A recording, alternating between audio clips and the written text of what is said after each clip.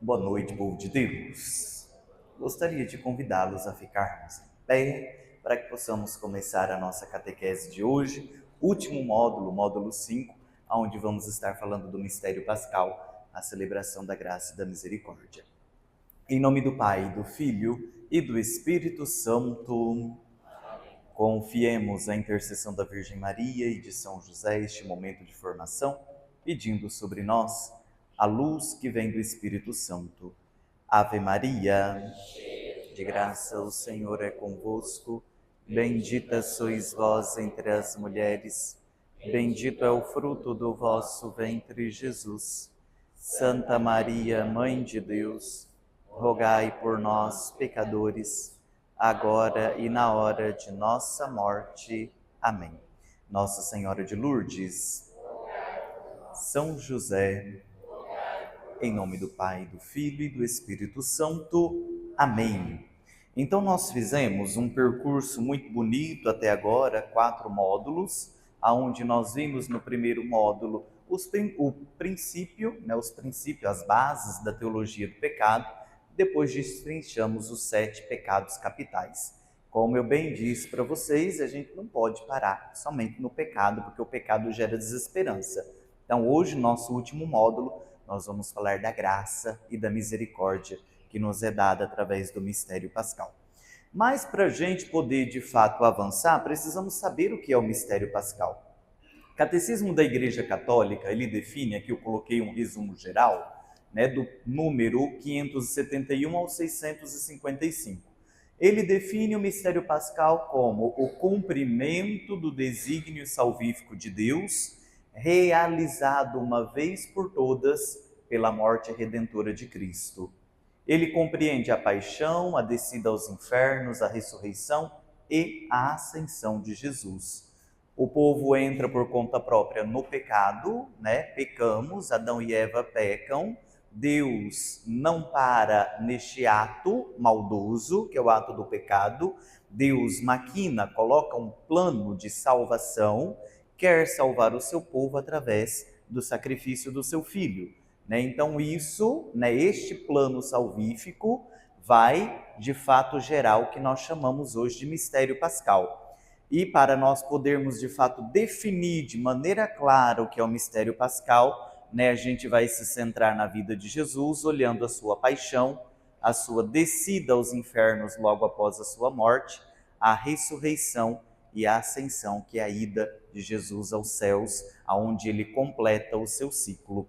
Eu acho que isso a gente precisa guardar bem, tá, gente? Porque nós vamos agora entrar, na raiz do mistério pascal. O porquê se chama mistério pascal, mas para nós católicos, cristãos, esse daqui é o mais importante, entender o mistério pascal como paixão, descida aos infernos, ressurreição e ascensão de Jesus, que é o que nós vamos viver, neste concentrado, de maneira profunda, na Semana Santa, daqui 7 dias. Bom, avancemos.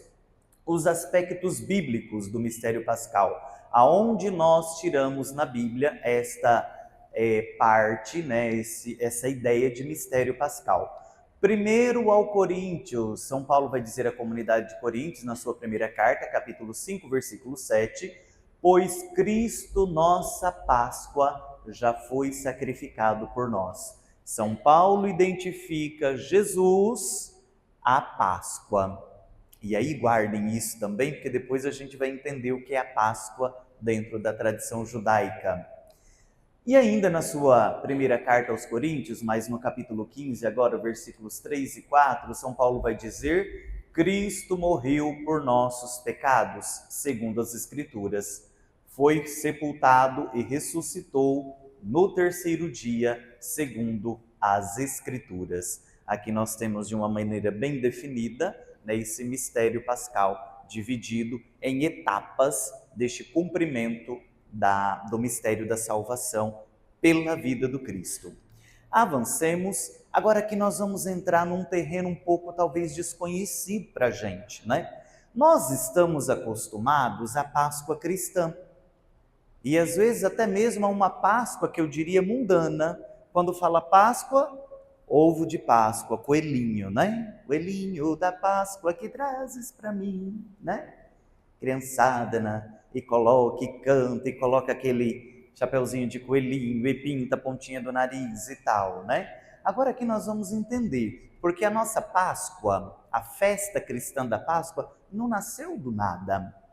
Ela é o cumprimento, a coroação de uma festa que é um preceito divino dado por Deus ao povo de Israel há muitos e muitos séculos atrás. Então nós vamos entender aqui qual que é a relação da Páscoa cristã e a Páscoa judaica. Vemos aqui de uma maneira bem concreta a cristã com uma cruz, né? O centro do mistério da redenção, e aqui do lado o rio Nilo, as pirâmides do Egito, o povo aqui, porque nós vamos ver agora o que o Egito tem a ver com tudo isso. A passagem, então a palavra Páscoa significa passagem, de Cristo é o cumprimento da passagem do Êxodo. Então, na festa da Páscoa, nós temos o que nós chamamos da festa da libertação, a Pesach. Né? Pesach, no hebraico, é a festa da Páscoa, a passagem. E aqui, de maneira especial, né, no judaísmo, celebra a libertação do povo de Israel da escravidão do Egito. Durante todo o período em que o povo de Israel passou no Egito, ele passou como escravo. Então Deus, como todos aqui já sabem, né, com as 7 pragas do Egito, Deus cumpre a sua promessa de libertação. E quando ele cumpre a promessa de libertação, tem algo que é muito bonito e profundo, que quando tem a 7ª praga do Egito, e é a 7ª praga que o coração do faraó, ele amolece e ele diz, então tá certo, a partir de agora pegue todos os hebreus e vão embora da minha terra, eu não quero saber de vocês. Na 7ª praga, né, é a praga dos, vocês se lembram? Teve praga do gafanhoto, a praga do rio Nilo, né, da água do rio Nilo. Qual que é a 7ª praga? Não. Qual que é a 7ª praga? Essa foi a decisiva e a partir daí Faraó disse, tá certo, vão embora. E eu não vou perseguir vocês. Depois ele perseguiu, voltou atrás.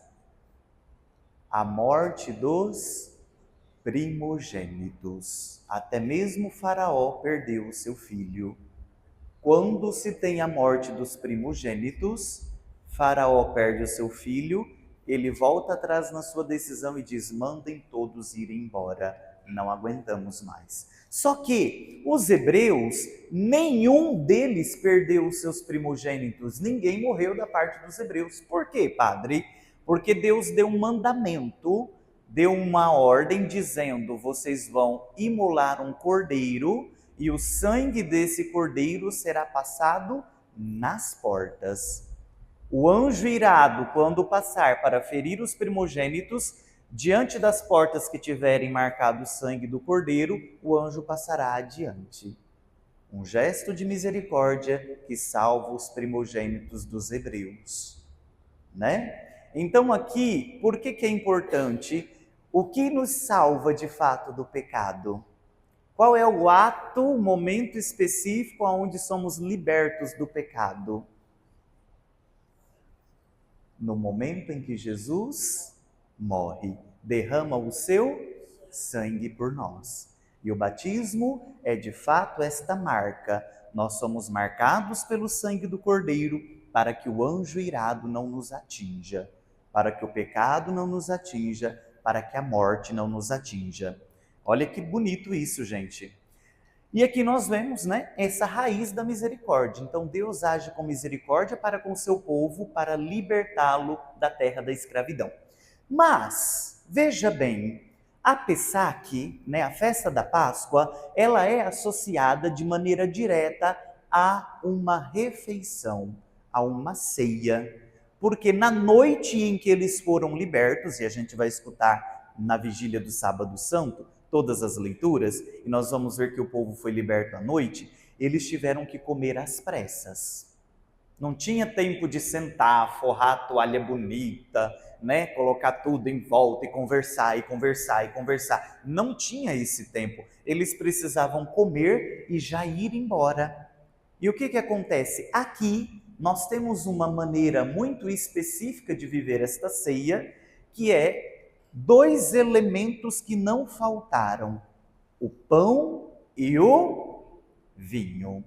O pão sem fermento, o pão ázimo, porque o pão teve que ser feito na hora, não teve tempo de fermentar, de crescer, né? Já foi feito e assado, e o vinho, que é a base da bebida de todo o povo daquela época.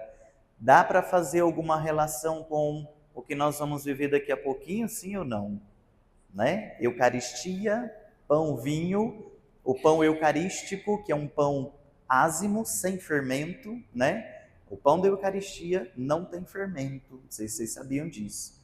Por isso que o padre não pode celebrar a missa com pão francês, né? É um pão com fermento, esse não pode. Então avancemos para ver a estrutura do Seder. O que é o Seder, padre? É a ceia judaica. A última ceia foi estruturalmente um Seder de Pessac. A última ceia de Jesus foi um Seder de Pessac, uma ceia de passagem. Jesus utilizou os elementos tradicionais do ritual judaico para instituir o mistério pascal. Então Jesus pega do pão e do vinho, lá enraizado na tradição do Seder, e ele vai instituir o mistério pascal cristão, que nós chamamos hoje de Eucaristia. Eucaristia. O pão ázimo, o matzá, chamado de pão da aflição, recorda a pressa da saída do Egito. Jesus toma este pão e diz: isto é o meu corpo. A falta de fermento simboliza a pureza e a nova vida na graça. Aquilo que simbolizava historicamente a pressa, a correria, né? Jesus retoma e ressignifica. Para nós não temos pressa de celebrar a Eucaristia, ou pelo menos não deveríamos, né? Mas nós sabemos que o fermento que falta no nosso pão simboliza a pureza do trigo e da água que são misturados e a nova vida na graça. Não tem nenhum fermento ali, nada que eleve a massa, é aquilo. E Jesus pega este pão da aflição e torna para nós, né, o pão do amor.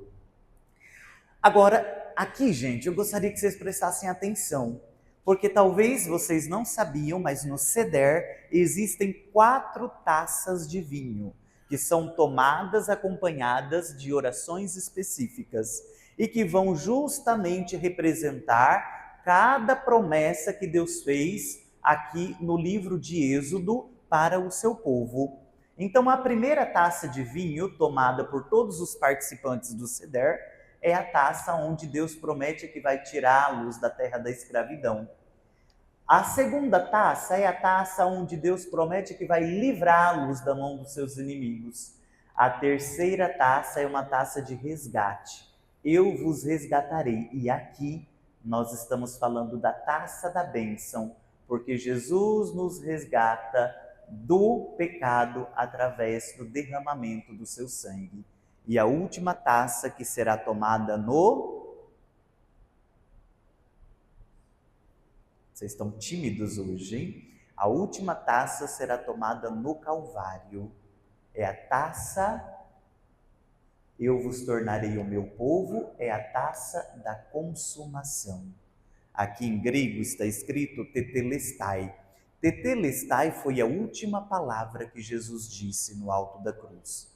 Diz que ele inspira, né? Rende o seu espírito, mas a última palavra que foi dita por Cristo foi tetelestai. E o que significa isso, Padre? Tudo está consumado. Tudo está consumado. Neste momento, pela vida de Cristo, nós somos o novo povo da aliança. Pela morte de Cristo, recebemos a vida nova.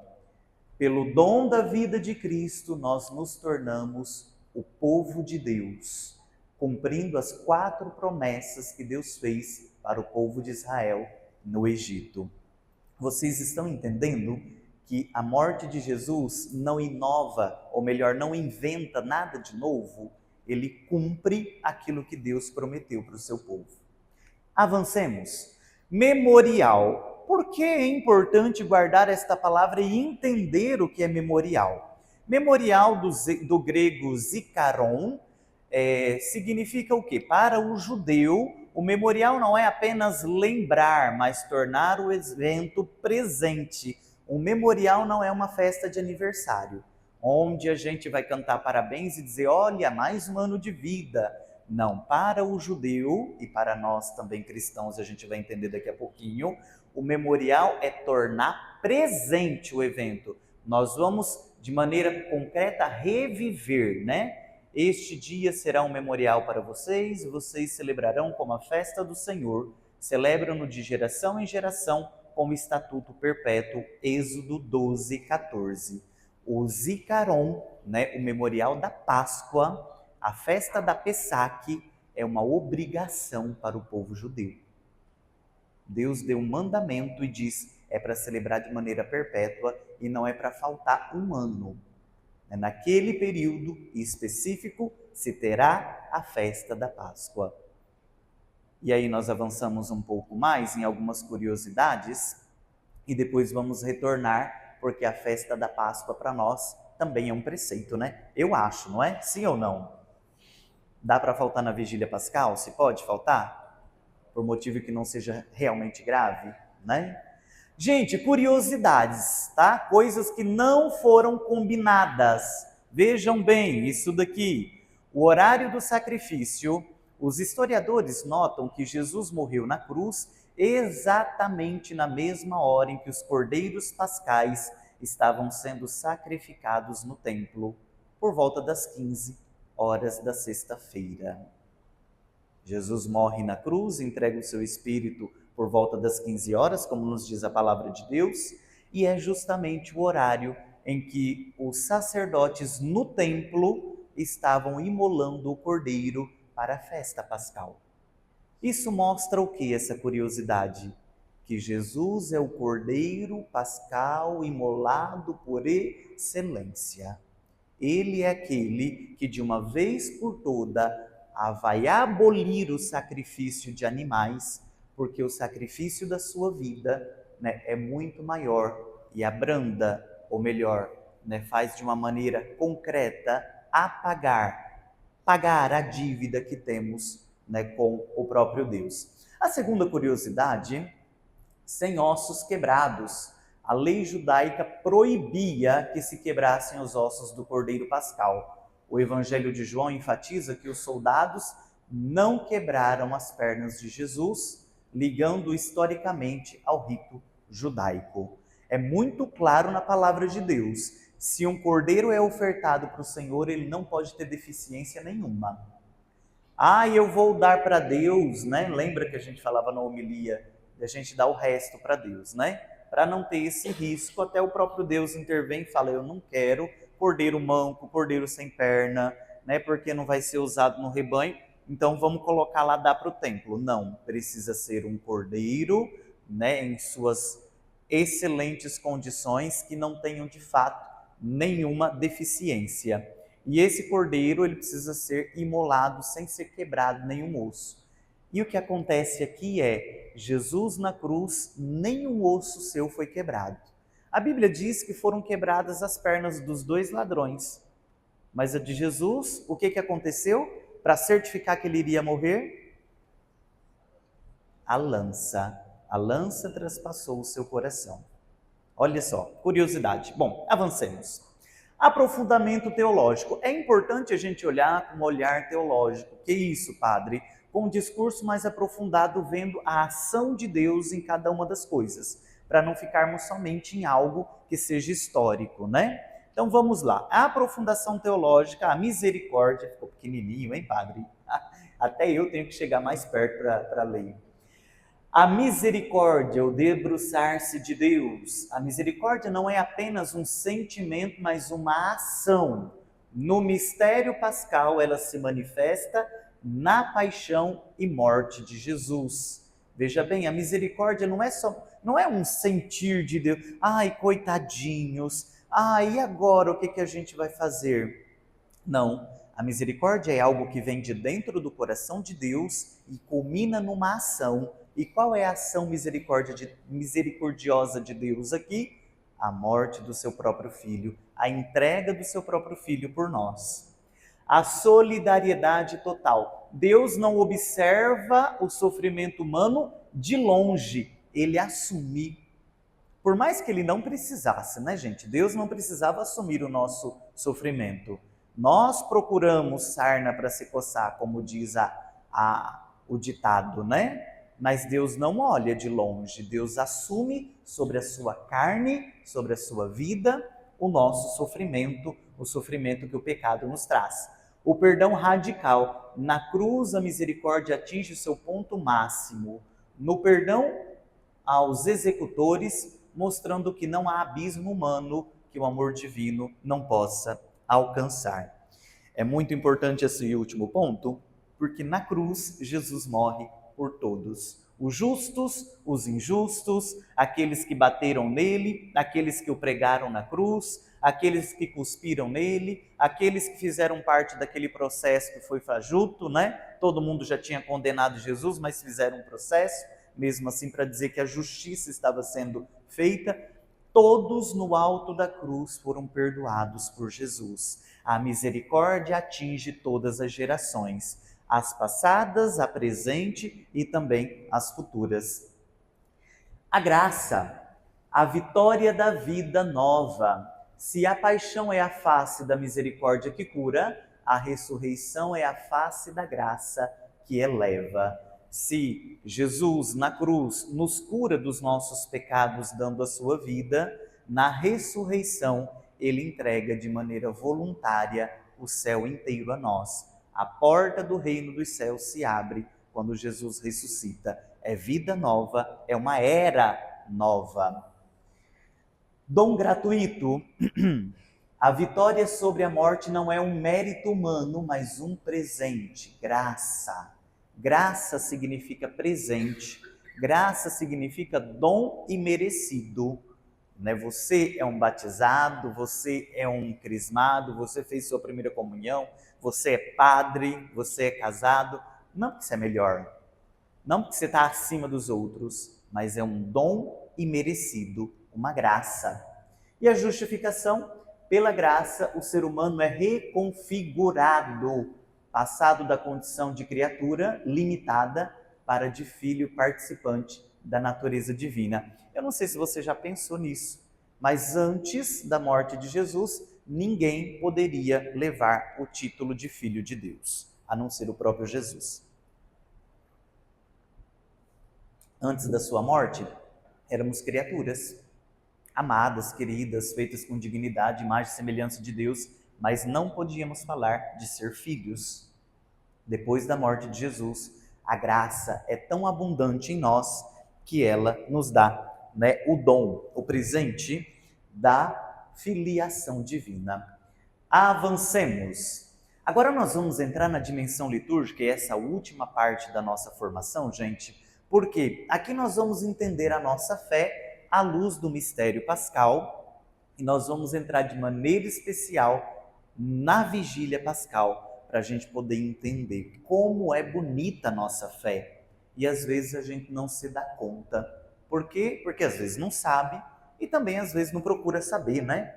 Vamos lá. A obra da salvação de Jesus é atualizada na liturgia da igreja, especialmente na Eucaristia.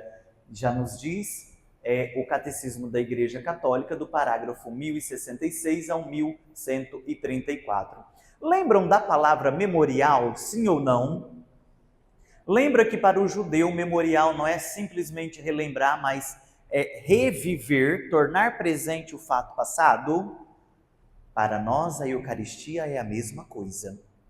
A Santa Missa é reviver o mistério do Calvário. É de fato retornar àquele mistério que foi vivido. Não é que a Santa Missa toda vez Jesus morre. né? Senão Jesus teria, coitado, que ficava morrendo 24 horas por dia, né? Tanto de missa que é celebrada no mundo inteiro, não é verdade? Mas no mistério da missa, da Santa Missa, quando o padre faz o sinal da cruz, o tempo para e toda a assembleia faz um salto no tempo e ela volta lá aos pés da cruz. Todo mundo volta aos pés da cruz e revive o momento da crucificação de Jesus, do dom de Jesus, das palavras de Cristo na cruz, de tudo aquilo que ele faz por nós. É o memorial. Eucaristia é o memorial, não é lembrança, é viver aquilo que de fato, né, foi executado há 2000 anos atrás. Mais que um evento histórico, ele é entendido como o ápice da autorrevelação de Deus, onde a misericórdia, o olhar para a miséria humana, e a graça, o dom gratuito da vida divina, se encontram de forma definitiva. No memorial, na Eucaristia, na missa, nós temos o encontro dessa misericórdia de Deus, da graça de Deus, da nossa miséria e da nossa necessidade. Se nós pudéssemos interiorizar isso, cada Santa Missa nós viveríamos diferente. Pararíamos de ficar com tanta conversa, de tanta curiosidade de Zap, de tanta curiosidade de Instagram, de tanta curiosidade para saber se o fulano veio ou não veio para a missa. Nós chegaríamos, nos prepararíamos para viver o mistério do Calvário, ficaríamos ali até o momento de sermos enviados em missão. Mas, né, estamos em crescimento. Bom, a Vigília Pascal. Quem veio ano passado na Vigília Pascal vai se lembrar deste momento tão icônico, que é o momento da proclamação da Páscoa, né? É o canto do precônio pascal. Vocês se lembram, gente, deste momento? Forte, né? Muito forte. A igreja inteira reunida com as suas velas, cantando, né, a proclamação da Páscoa do Senhor, Jesus que está em nosso meio. Então, para a gente poder entender cada parte da Vigília Pascal, nós vamos ver agora, de maneira bem clara, como se divide essa liturgia. Ela tem 4 partes, viu, povo de Deus? E aqui estamos chegando no final. A primeira parte é a liturgia da luz, ou que nós chamamos de lucernário. A celebração começa fora da igreja, no escuro e com a bênção do fogo novo. Padre, pode ligar o refletor? Porque, olha, a gente não está enxergando direito. Não, é noite completa. Ai, mas e como que a gente vai fazer se pisar no pé do outro? Peça desculpas, né? Mas não pode ligar o refletor, não pode ficar com lanterninha de celular, não. Por quê? Porque é para fazer essa bênção do fogo novo no escuro, gente. Esse é o sentido. Mas como assim? Veja, olha aqui, a bênção do fogo novo do Círio Pascal, ela está inserida na teologia da coluna de fogo. Assim como Deus guiava o povo no deserto com uma coluna de fogo à noite, o Círio Pascal entra na igreja escura, representando Cristo, que é a luz do mundo. Então, se já tem um monte de, de luz acesa, se está refletor aceso, não brilha a luz de Cristo. O sentido é, de fato, que a gente faça, né, a bênção do fogo novo naquela escuridão total. Por isso se é aconselhado, de maneira muito clara no missal, que a Vigília Pascal seja celebrada após o pôr do sol. Em lugares onde não se pode, por uma questão pastoral, faça-se antes. Mas é recomendado que seja feito após o pôr do sol. Por quê? Porque o Círio Pascal, representando o Cristo ressuscitado, é a coluna de fogo que guia o seu povo para a terra prometida. O Cristo é, de fato, a luz que nos guia para a nossa terra prometida, que é o reino dos céus. O Círio Pascal, nele são gravados a letra alfa e ômega. Cristo é o princípio e o fim, e o ano corrente. Isso significa que o mistério pascal não pertence apenas ao passado, mas santifica também o tempo presente. O alfa é o começo, né? É isso mesmo? Não, peraí, agora me deu um branco. O alfa é o começo e o ômega é o fim. E o ano decorrente mostra o presente. Então, o Cristo santifica o passado, santifica este tempo presente e santifica também o nosso futuro.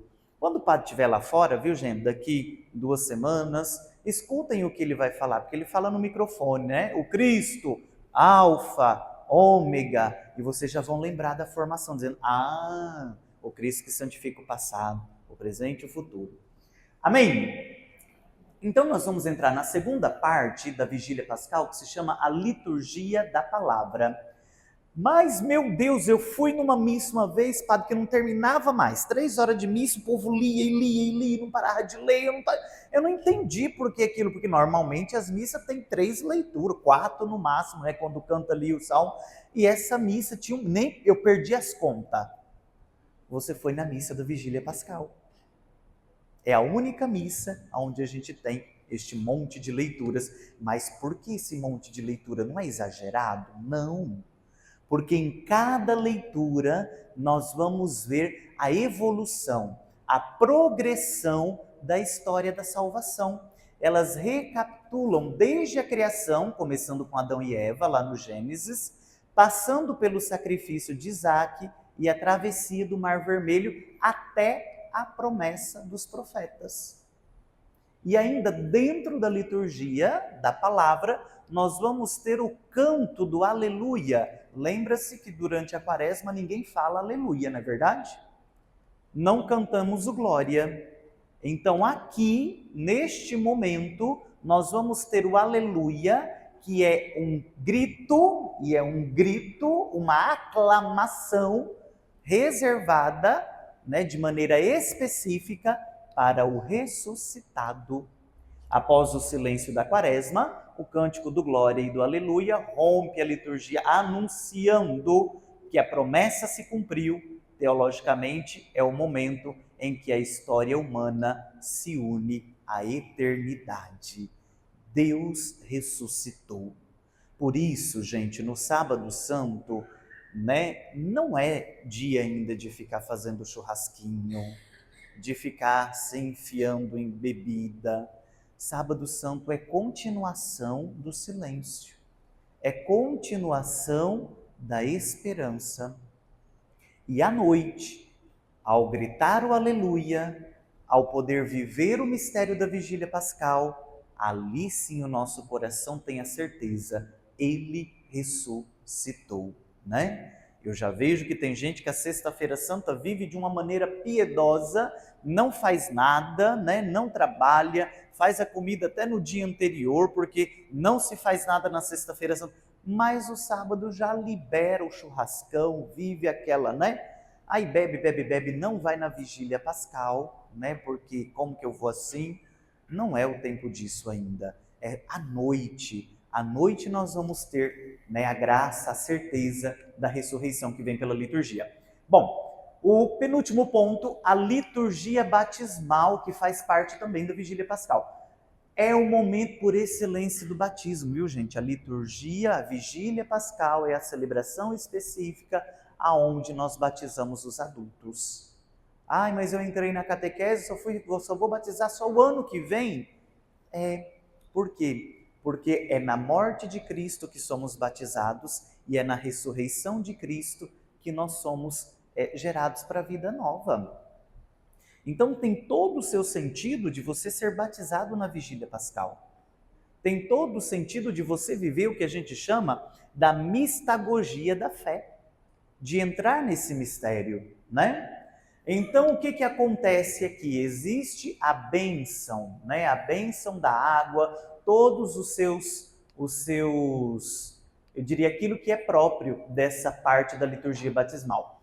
O mergulho na morte de Cristo, a teologia de São Paulo é aqui vivida intensamente. Ao sermos batizados ou renovarmos as promessas, morremos para o pecado com Cristo, para ressuscitarmos com Ele como novas criaturas. Óbvio que na Vigília Pascal a maioria já é batizado. Então vocês vão pegar aquela velinha de novo, vai ser acendida novamente, não é? Vocês se lembram?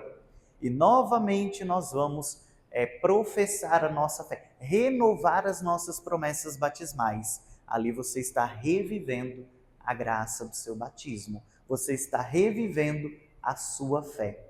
Tudo tem sentido, viu, gente, na liturgia. Tudo tem sentido na missa. Nada é por acaso. Por que a gente está acendendo uma velinha? Ah, eu não sei, porque o padre acha bonito. Não.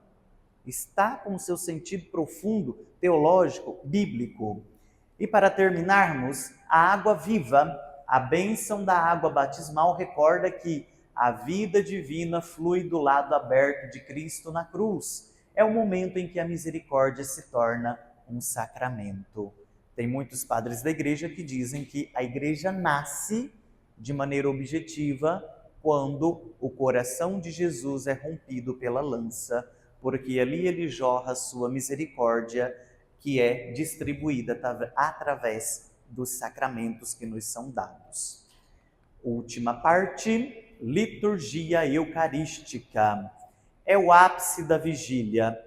Tudo que foi simbolizado durante a vigília, seja a bênção do fogo novo, a liturgia da palavra, a água batismal, a bênção da água batismal, culmina no banquete. Eucaristia é banquete. Vocês se lembram do seder, da ceia judaica?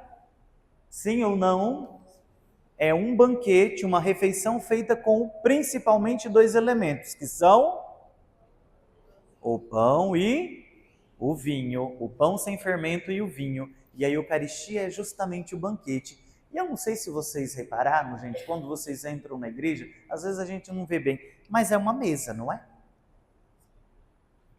Padre, mas a gente chama de altar porque a catequista falou que é altar. Sim, claro, tem um nome específico, é o altar. E a gente não usa para outras coisas, né? É sagrado, mas é a mesa do banquete, onde todos nós vamos fazer parte, né, deste banquete celeste, deste mistério pascal. O banquete escatológico. A Eucaristia da noite de Páscoa é uma antecipação do céu. Cristo, o Cordeiro que estava morto e agora vive, alimenta a sua igreja como a sua própria vida. É o mistério da graça plena. A maioria vem me falar, padre, que missa foi aquela da Vigília Pascal? 3h30, eu não senti o tempo passar. Que coisa curiosa! Como que a gente pode ficar 3h30 dentro da igreja e não sentir o tempo passar? Eu saí tão feliz, tão renovado, tão assim, né, que eu até perdi o rumo de casa. O que é isso? Isso se chama a graça de Deus que trabalhou no nosso coração. Porque o banquete da Eucaristia, de maneira especial, na Vigília Pascal, é um estar no céu. E o estar no céu é isso, gente. É perder horário, né? É assim, ficar completamente seduzido pelo mistério de Deus. Então que nós possamos viver isso nessa ceia eucarística, que nós possamos dar o valor à nossa vigília pascal, né? Infelizmente estamos com cristãos que escolhem vir na quinta, vir num domingo, mas não fazem o tríduo pascal em si, não vêm nas 3 celebrações, né? Então priorizemos a nossa fé. E para terminarmos, ide e evangelizai. O Senhor ressuscitado nos envia em missão. Lembrem-se disso. Deus ressuscitado te envia em missão. Todos os módulos da catequese são para culminar na missão. Todo batizado tem a missão de evangelizar, né? Ide e evangelizai. Amém. Fiquemos em pé então para podermos pedir essa bênção de Deus, encerrando essa catequese quaresmal do ano de 2026. Em nome do Pai, do Filho e do Espírito Santo. Senhor, nós vos agradecemos por todos os vossos benefícios, vós que viveis e reinais pelos séculos dos séculos. Em nome do Pai, do Filho e do Espírito Santo. Agradeço a presença de todos, então encerramos aqui esse período catequético, né? Se Deus quiser, o ano que vem poderemos continuar, mas por aqui encerramos com o módulo 5, que Deus abençoe, e daqui a pouquinho então começaremos a Santa Missa.